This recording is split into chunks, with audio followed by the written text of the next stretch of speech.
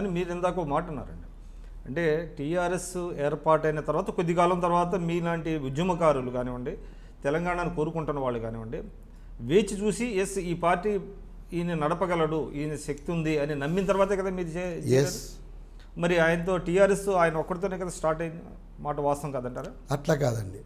ఆయన ఎప్పుడైతే మొట్టమొదటిసారిగా చంద్రబాబు నాయుడు దగ్గర రిసెంట్ వచ్చిందో మొత్తం ఇవాళ ఎలిమినేట్ కృష్ణారెడ్డి కానీ చాలామంది కనిపోయి కలిసి మాట్లాడి నచ్చ చెప్పినారు. ఇంకా వాళ్ళు చెప్పుకుంటే అది కరెక్ట్ అవునో కాదో కానీ ఆయన చాలాసార్లు వేచి చూసిండ్రు.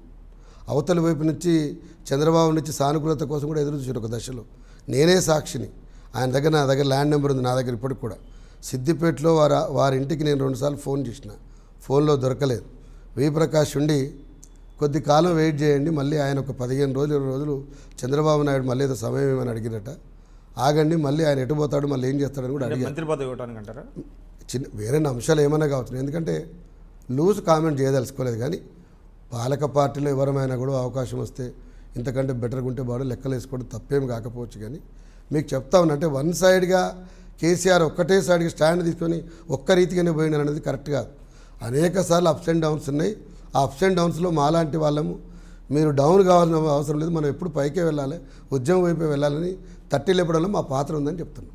సో మీరు పార్టీ పాలిట్ బ్యూరోలో కూడా మీరు పనిచేశారు, ఆయన సన్నిహితంగా ఉన్నారు. బయటికి రావడానికి కారణం ఏంటి?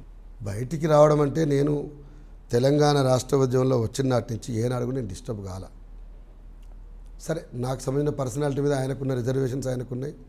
అయినప్పటికీ కూడా ఆయనని ఎన్నడూ డిఫెండ్ చేయడం లోపల కానీ పార్టీలో వచ్చిన సంక్షోభాలలో రక్షించడంలో నేను ఎన్నడూ వెనక్కి తీసుకోలేదు. చాలామంది డిస్టర్బ్ అయ్యారు చాలాసార్లు. అంటే ఎటువంటి సంక్షోభాలు అంటారు? మీకు ఉప ఎన్నికలు పోయినప్పుడు ఒకసారి మీ అందరికీ తెలుసు 8 సీట్లకు పరిమితమైన రాజశేఖర రెడ్డి కదా అసెంబ్లీలో 2009. యా అంటే నేను అనేది 2004 నుంచి 2009 వరకు మీరు 2009కి ముందు బై ఎలక్షన్స్ వచ్చినాయి కదా. అవును వచ్చింది. బై ఎలక్షన్స్లో టీఆర్ఎస్ సింగిల్ నెంబర్ పడిపోయింది కదా. పడిపోయినప్పుడు మొత్తం వ్యవస్థ అంతా ఖాళీ అయింది కదా.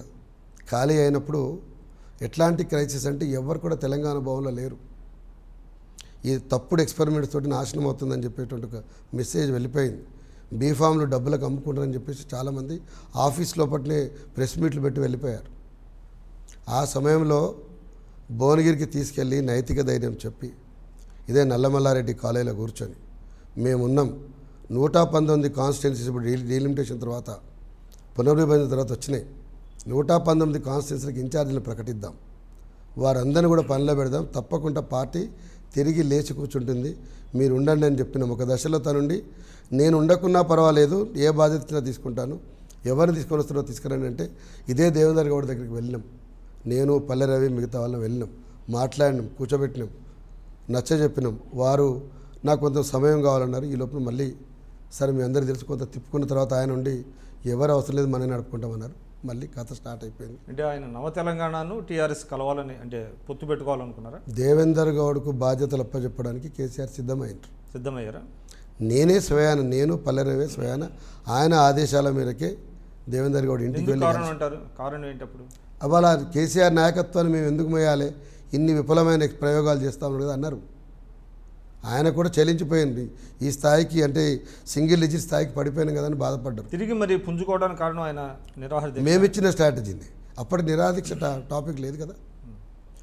డీలిమిటేషన్ తర్వాత 119 నియోజకవర్గాలకు కాన్స్టిట్యున్సీ ఇన్ఛార్జీలు ప్రకటించి కార్యక్రమాలు చేపట్టి పల్లెబాట అనుకోండి, లేపు గ్రామాల్లో జెండా ఆవిష్కరణలు అనుకోండి, మళ్ళీ క్యాడర్ని తట్టిలేపడం కూడా ఇవి చేయడం ద్వారా మళ్ళీ పార్టీ తిరిగి లేచింది.